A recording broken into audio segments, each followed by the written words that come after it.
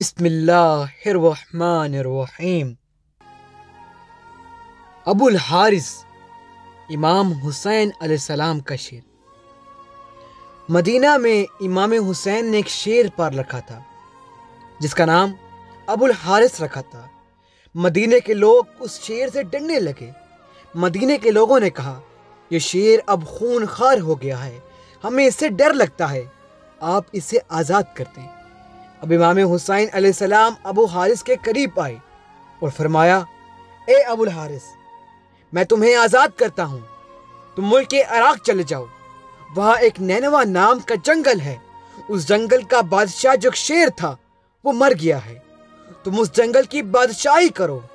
اور ایک دن ایسا آئے گا کہ تمہاری ملاقات مجھ سے اسی جنگل میں ہوگی۔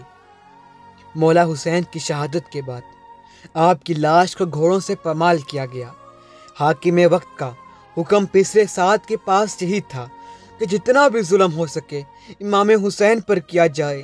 لاشیں امام حسین پر گھوڑے دروائے جائیں، اور ایک حکم یہ بھی تھا کہ لاش کو اس طرح پامال کیا جائے کہ لاش کے حصے کسی کو دفن کرنے کے لیے دستیاب نہ ہوں۔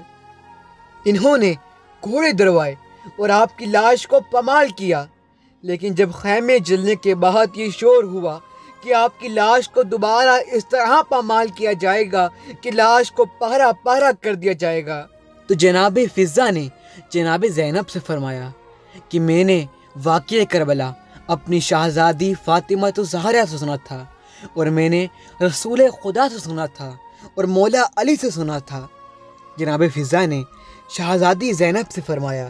کہ اگر آپ اجازت دیں تو میں صحرا میں اس شیر کو آواز دوں تاکہ وہ میرے آقا کی لاش کو پامال ہونے سے بچا سکے۔ جناب زینب نے جناب فضہ کو اجازت دے دی۔ جناب فضہ نے اس شیر کو اس کے نام اور اس کی کنیت کے ساتھ پکارا، اور جب وہ شیر نمودار ہوا تو جناب فضہ نے کہا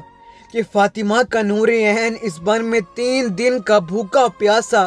ذبح کر دیا گیا ہے، اور دوبارہ ان کی لاش کو پامال کیا جائے گا، تو جا اور فاطمہ کی نور عین کی لاش کو بچا لے۔ کہتے ہیں وہ شیر مقتل کی طرف آیا جب امام حسین کا لاشا پامال شدہ پڑا ہوا تھا، اور جب وہ لاش کے قریب آیا اور آپ کی لاش کا طواف کرنے لگ گیا،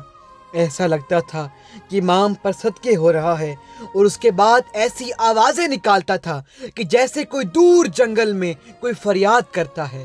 اور اس کے بعد اس نے امام حسین کی لاش کو اٹھا کر اپنے پاس رکھ لیا، اور ایسے رو رہا تھا کہ جیسے کوئی بے بس ماں اپنے جوان بیٹے کی لاش پر زاروں قطار روتی ہے۔ ہم جب بھی اس مقام پر کربلا جائیں گے اور جب بھی زیارت کریں گے کہ جو مقام فضہ ہے، آپ محسوس کریں گے کہ شاید جناب فضہ اس شیر کو آواز دے رہی ہیں، اور وہ صدا آپ کے کانوں میں گونجتی ہوئی محسوس ہوگی۔